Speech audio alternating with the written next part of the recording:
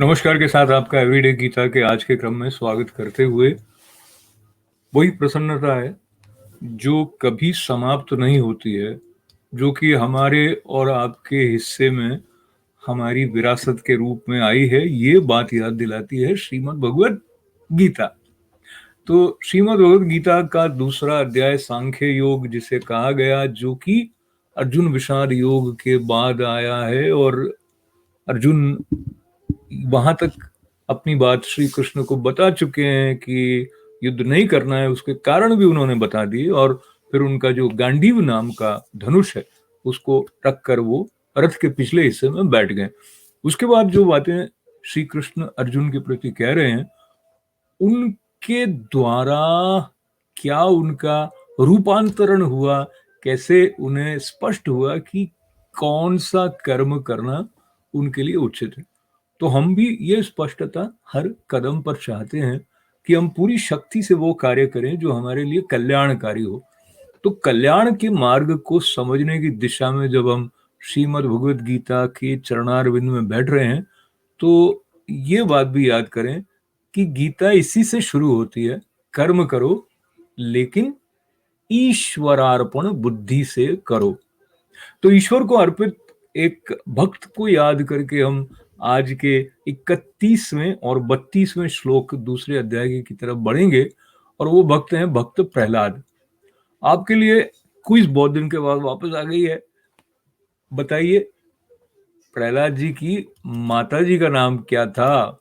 पिताजी का नाम तो हम सब जानते हैं, हिरण्यकश्यप, और माता जी महत्वपूर्ण होती है ना, गीता भी माता है। तो चलिए हम गीता माता के दूसरे अध्याय के 31वें श्लोक की तरफ बढ़ते हैं। स्वधर्ममपि चावेक्ष्य न विकम्पितुमर्हसि धर्म्याद्रि युद्धाच्छेयो यन्क्षित्रस्य न विद्यते। स्वधर्ममपि चावेक्ष्य न विकम्पितुमर्हसि धर्म्याद्धि युद्धाच्छेयो न्यक्षत्रियस्य न विद्यते। इसका अर्थ, तथा अपने धर्म को देखकर भी तू भय करने योग्य नहीं है, यानी तुझे भय नहीं करना चाहिए, क्योंकि क्षत्रिय के लिए धर्म युक्त युद्ध से बढ़कर दूसरा कोई कल्याणकारी कर्तव्य नहीं है। इस अध्याय को लेकर जो अलग अलग रूप से इसका स्पष्टीकरण या टीका कही गई है, उसमें एक टीका में तो इनको जो क्षत्रिय संबोधन है उसको भी स्पष्ट किया कि क्षत्रिय जो है वो रजोगुण यानी तमोगुण, रजोगुण, सतोगुण को काटने की स्थिति तक पहुंचने वाला है। और वो स्वामी अड़गड़ानंद जी महाराज ने जिस तरह से उसको बताते हुए कहा कि ये अक्षर ब्रह्म की प्राप्ति के बिना जो अगर ये देह छूट जाती है तो वो हमारे लिए ठीक नहीं है, और उस दृष्टि से धर्म का पालन करना बहुत आवश्यक है। उन्होंने कहा कि धीरे धीरे जो आत्मिक संपत्ति जिसमें स्थिर है वो इंद्रियों की सुरक्षा करने में समर्थ हो जाता है, और इस प्रकार से उन्होंने एक अलग आयाम दिया है। शूद्र, वैश्य, क्षत्रिय और ब्राह्मण जो वर्ण है उसके बारे में आगे जाके श्रीमद् भगवद गीता में भी ऐसा आता है कि चातुर्वर्ण्यम मया सृष्टम, चौथे अध्याय में है कि चारों वर्णों की मैंने सृष्टि की है, और गुण कर्म विभागशः कि गुणों के माध्यम से कर्म को 4 भागों में बांटा गया है। तो जो ब्राह्मण स्वभाव बन जाने का मतलब है कि तामसी, राजसी और सात्विक इनके परिचय को प्राप्त करता हुआ जो आगे बढ़ रहा है, तो ये संदर्भ एक अलग दृष्टि देता है हमें। और उसमें ये भी बात आ जाती है 18वें अध्याय में कहा, श्रेयान स्वधर्मो विगुणः पर धर्मा स्वनुष्ठितात, यानी स्वभाव से उत्पन्न धर्म में प्रवृत्त जो होगा वो उसके लिए कल्याणकारी होगा। तो यहाँ पर ये धर्म जब हम अभी जिस तरह से जिस समाज में है, जिस युग में है, तो हिंदू धर्म है कि अमुक धर्म है, कि ये वो वाली बात ही नहीं। दरअसल हिंदू शब्द भी कहीं श्रीमद् भगवद गीता क्या जो सनातन परंपरा के सारे ग्रंथ हैं उनमें कहीं आता नहीं है। और सनातन शब्द भी अपने आप में वो है जो कभी समाप्त नहीं होने वाला है। तो लेकिन दूसरा अर्थ ये भी है, जो क्षत्रिय का जिस रूप में अब जो भूमिका अर्जुन की है उसके साथ भी जुड़ा हुआ है। और जो 32वां श्लोक है वो इसी बात को थोड़ा और आगे ले जाता है। यद्र छया चोपपन्नम स्वर्ग द्वारम पावृतम सुखिनः क्षत्रियः पार्थ लभन्ते युद्ध मीदृशम। तो कह रहे हे पार्थ, अपने आप प्राप्त हुए और खुले हुए स्वर्ग के द्वार रूप इस प्रकार के युद्ध को भाग्यवान क्षत्रिय लोग ही पाते हैं। तो शब्द दोहराने से भी कभी कभी बात और ज्यादा पकड़ में आती है इस दृष्टि से कि पार्थ अपने आप प्राप्त हुए खुले हुए स्वर्ग के द्वार रूप इस प्रकार के युद्ध को भाग्यवान क्षत्रिय लोग ही पाते हैं। यानी वो कह रहे हैं कि ये तो आपके लिए बड़े सौभाग्य की बात है, मतलब यू आर सो लकी कि ऐसी अपॉर्चुनिटी आई है जिसमें जो आपके लिए श्रेयस्कर कर्म है वो करने का अवसर आपको अपने आप मिला है। और इसमें अन्य स्थानों में इस बात का भी स्मरण कराया गया कि इसकी पूर्व पीठिका में, इसके पहले वो सब हो चुका है जहाँ की सुलह करने की, समझौता करने की सारी जो प्रक्रिया है वो अपनाई गई थी। और दुर्योधन इसके लिए भी तैयार नहीं हुआ कि एक सुई की नोक के बराबर भी वो ग्राम पांडवों को देने को तैयार नहीं था।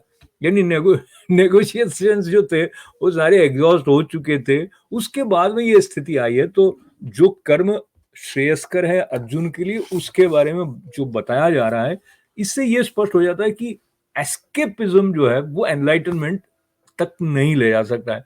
यानी पलायन शब्द जो हिंदी भाषा में है कि आपका जो कर्तव्य है उससे आप अगर भागेंगे तो फिर मुक्ति आपके लिए होगी नहीं, क्योंकि वो पीछे पीछे भागेगा आपके कि मैंने ये नहीं किया, अगर मनोवैज्ञानिक ढंग से भी देखें तो।